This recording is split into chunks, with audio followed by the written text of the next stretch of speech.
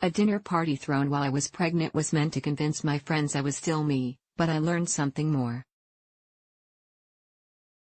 Share on Pinterest. Before I'd gotten married, I'd lived in New York City, where my foodie friends and I had loved dining out together and having deep conversations late into the evening. Naturally, when I settled in the suburbs, I socialized less with my city friends. But they didn't complain until I announced that I was having a baby. Instead of showering me with congratulations, my core group warned me not to become a full-blown suburban stereotype. One actually said, "Please don't become one of those moms who talks about her kids and nothing else." Ouch. So when motherhood seemed to be closing in fast, I decided to prove to my skeptical friends, and myself, that I was the same old me.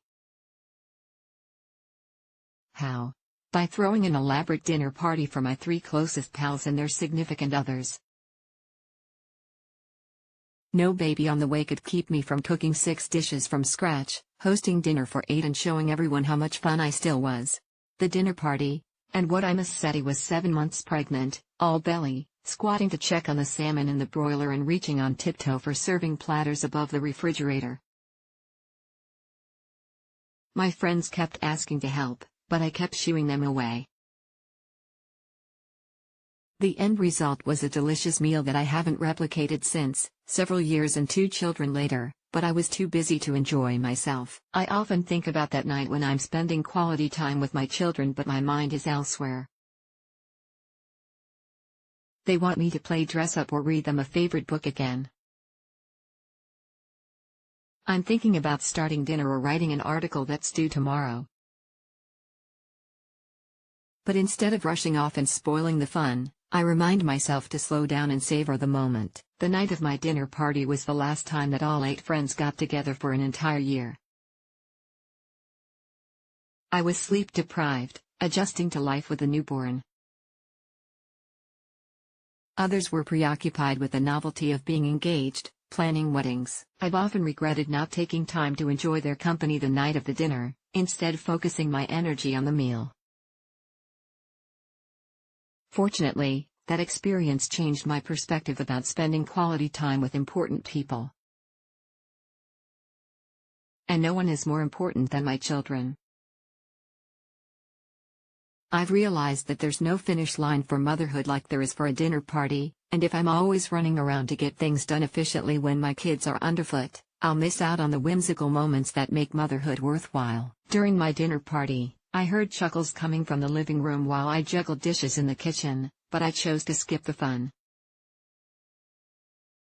I've made a conscious effort not to do that with my children. I get on the floor with them, I giggle and tickle. I do silly voices when I read them stories. I dance, play tag, and imagine that I'm a fairy with gusto. Dinner can wait. My kids will only be little for a short while.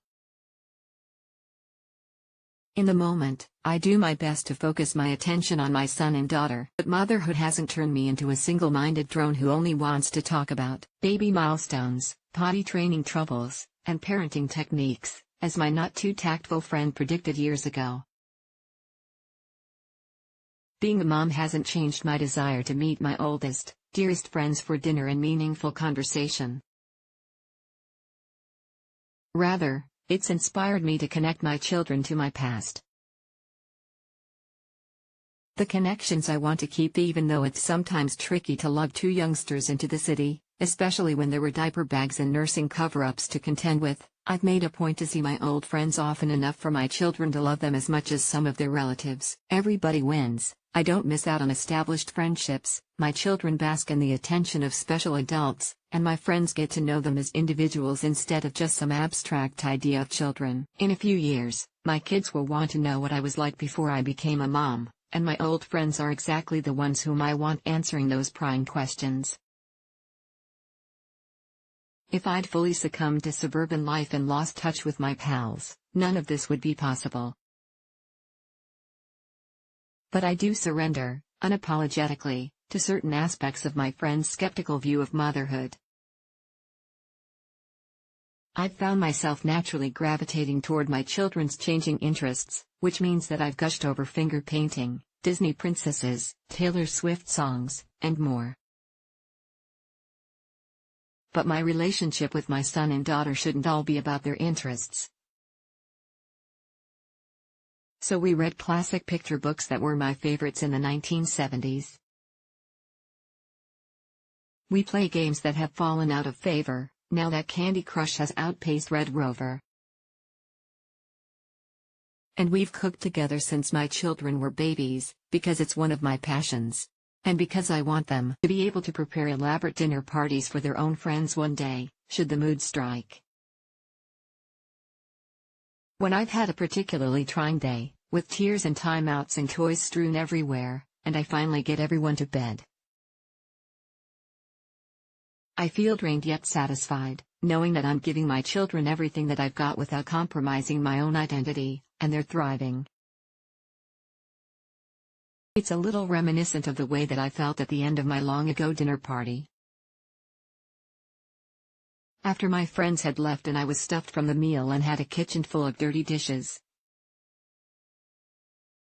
I sat for a long time, letting it sink in that I was very pregnant and very tired. But I couldn't stop grinning, because I'd realized that over the course of the evening, I'd managed to convince the most important skeptic of all that motherhood wouldn't be able to change who I was on the inside, me. Lisa Fields is a full-time freelance writer who specializes in health, nutrition, fitness, psychology, and parenting topics. Her work has been published in Reader's Digest, WebMD, Good Housekeeping, Today's Parent, Pregnancy, and many other publications. You can read more of her work here.